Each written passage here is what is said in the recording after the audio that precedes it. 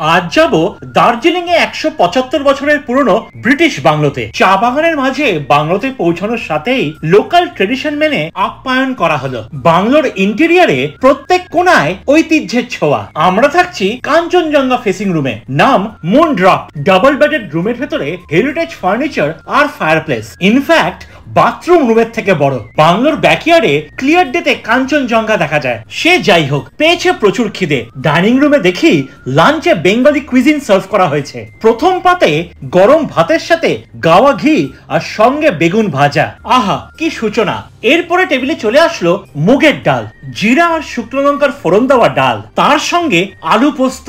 ভাবা যায় পাহাড়ে আলু পোস্ত। এরপর মাটন কষা, তবে এটাকে নেপালি স্টাইল মাটন সুখা বলাই ভালো। সবশেষে ফ্রুট কাস্টার্ড। সন্ধ্যাবেলা বাংলো আলোতে ঝলমল করে ওঠে। ইভিনিং স্ন্যাক্সে ডাইনিং রুমে ফিশ ফিঙ্গার সার্ভ করা হয়েছে। প্যানকো ফ্রাইড ফিশ ফিঙ্গারের ভেতরে ফ্রেশ বাসা মাছ আর সাইডে দেওয়া কাসুন্দি। এই স্বাদের ভাগ হবে না। পাহাড়ে আছি মানে চিকেন মোমো থাকতেই হবে। মোমোর পাতলা স্কিন আর ডিসেন্ট ফিলিং, তার সঙ্গে মোমো চাটনি। রাত বাড়ার সাথেই টেম্পারেচার ড্রপ হওয়া শুরু। বনফায়ারের আগুনে গা গরম করে নিলাম। ডাক পড়লো নৈশ ভোজের। টেবিলে সাজানো গ্রিলড ফিশ, সঙ্গে হার্ব রাইস আর সতে ভেজিটেবলস। বাসা মাছের ইমপ্রেসিভ থিক ফেলে আর সঙ্গে চকলেট মুজ। পরের দিন সকাল শুরু হলো ফার্স্ট ফ্লাশ চা দিয়ে। কিন্তু আজও পাহাড়ের দেখা মিলল না। বাংলোর লনে ব্রেকফাস্ট সার্ভ করেছে। ব্রেকফাস্টেও এলাহি আয়োজন। পারফেক্টলি টোস্টেড ব্রেড, তার সঙ্গে বেকড বিনস, মানে বিনস অন টোস্টের অ্যারেঞ্জমেন্ট হয়ে গেল। আর আছে টমেটো, ক্যাপসিকাম, পেঁয়াজ দিয়ে টস করা চিকেন সসেজ।